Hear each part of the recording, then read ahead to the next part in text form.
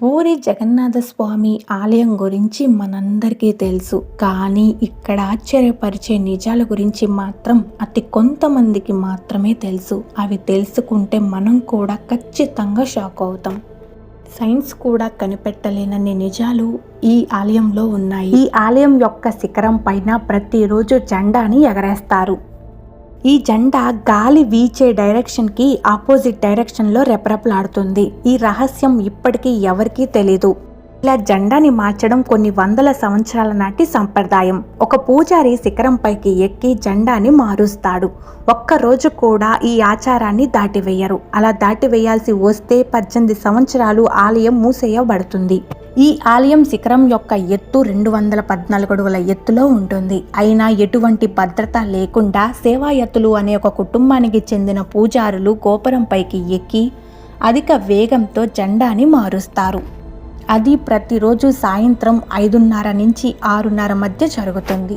ఈ జెండా మార్చే కార్యక్రమం అనేది ఎంతో పవిత్రమైనది. ఆ జగన్నాథుడి దయ వల్లే సేవాయత్తులు ఈ పని చేయగలుగుతున్నారు. సుదర్శన చక్రం ఇది 20 అడుగుల ఎత్తు ఉంటుంది. 1 టన్ను బరువు ఉంటుంది. అది కూడా పూరి జగన్నాథుడి యొక్క ఆలయం పై భాగాన ఏర్పాటు చేశారు.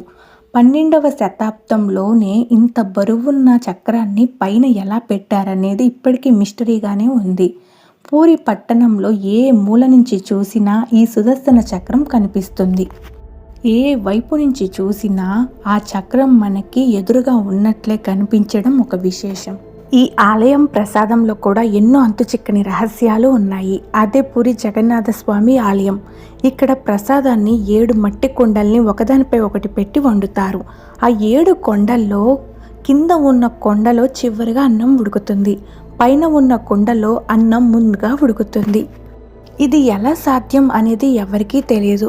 ఇక్కడ స్వామివారికి 56 రకాలతో భోజనం సమర్పిస్తారు. ఆ భోజనంలో తక్కువ నెయ్యి, నూనె వాడతారు. కానీ స్వామివారికి నైవేద్యం పెట్టిన తర్వాత భక్తులకి మహాప్రసాదంగా అందిస్తారు. అప్పుడు వాటికి మంచి నెయ్యి, నూనె సువాసనతో రుచి అద్భుతంగా ఉంటుంది. ఎక్కువ భక్తులు వచ్చిన రోజు సరిపోకుండా ఉండడం, తక్కువ భక్తులు వచ్చిన రోజు ప్రసాదం మిగిలిపోవడం లాంటివి ఎప్పుడూ జరగలేదు.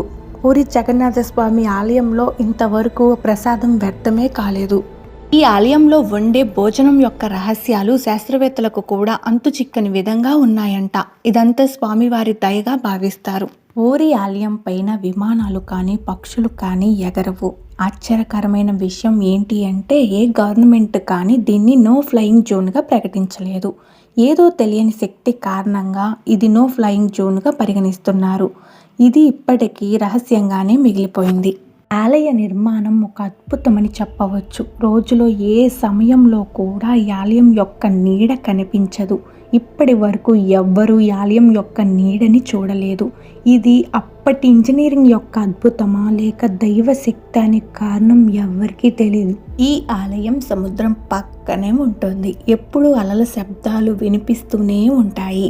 ఈ ఆలయానికి 4 ద్వారాలు ఉంటాయి. ప్రధాన ద్వారం నుంచి మనము ఆలయం లోపలికి ప్రవేశిస్తాము. లోపలికి వెళ్ళగానే అలల శబ్దాలు ఆగిపోతాయి. మళ్ళా బయటికి రాగానే అలల శబ్దం వినిపిస్తుంది. ఎందుకంటే సుభద్రాదేవి ఆలయం ప్రశాంతంగా ఉండాలని కోరుకుంది. ఆమె కోరిక మేరకు ఈ ఆలయం అలల శబ్దాలని ఆపివేస్తుంది. ఇది కూడా ఒక రహస్యం. అక్కడ స్థల పురాణం ప్రకారం జగన్నాథుడు గిరిజనుల దేవుడిగా నీలమాధవుడనే పేరుతో పూజించబడేవాడు. గిరిజనుల రాజైన విశ్వాసుడు అడవిలో రహస్య ప్రదేశంలో నీలమాధవుడిని పూజించేవాడు. ఈ విషయం తెలుసుకున్న ఇంద్రదమ్న మహారాజు తన బ్రాహ్మణ యువకుడిని ఆ దేవుణ్ణి చూడమని పంపిస్తాడు. ఆ బ్రాహ్మణుడు నీలమాధవుణ్ణి దర్శించుకుంటాడు. కానీ ఈ రాజు వెళ్ళేసరికి ఆ దేవుడు మాయమైపోతాడు. అప్పుడు ఇంద్రదమ్న మహారాజు ఎలా అయినా స్వామివారి విగ్రహాన్ని చెక్కించాలని దేవతల శిల్పి అయిన విశ్వకర్మను కోరతాడు. విగ్రహాన్ని తయారు చేసేంత వరకు ఈ గది తలుపులు ఎవరూ తెరవకూడదని చెప్తాడు. రాజుగారికి అసహనంతో కొన్ని రోజుల తర్వాత గది తలుపులు తెరుస్తాడు. దాంతో విశ్వకర్మ మాయమైపోతాడు. అప్పటికి స్వామివారి ముఖం మాత్రమే తయారైంది. శ్రీకృష్ణుడి మహాస్వరూపంగా భావిస్తారు పూరి జగన్నాథ స్వామిని. ఈ విగ్రహాన్ని చెక్కతో తయారు చేస్తారు. జగన్నాథుడు కలియుగంలో ఉన్న భక్తులకి అందుబాటులో ఉండడానికే ఈ నిర్దిష్ట రూపాన్ని స్వీకరించినట్లు చెప్తారు. పద్మపురాణం ప్రకారం జగన్నాథుడి యొక్క చెల్లి సుభద్ర ఆ నగరం చుట్టూ తిరగాలని తన కోరికని వ్యక్తం చేస్తుంది. అప్పుడు ఆమెని రథంపై ఎక్కించుకొని నగరం మొత్తం తిప్పుతారు. ఈ సంఘటన ఆషాఢ మాసంలో జరిగింది. అందుకే ప్రతి సంవత్సరం ఆషాఢ మాసంలో రథయాత్రని నిర్వహిస్తున్నారు. ముగ్గురు దేవతలకి ఈ రథయాత్ర ఉంటుంది. ఒక్కొక్కరికి ఒక్కొక్క రథంలో ఈ రథయాత్రని నిర్వహిస్తారు.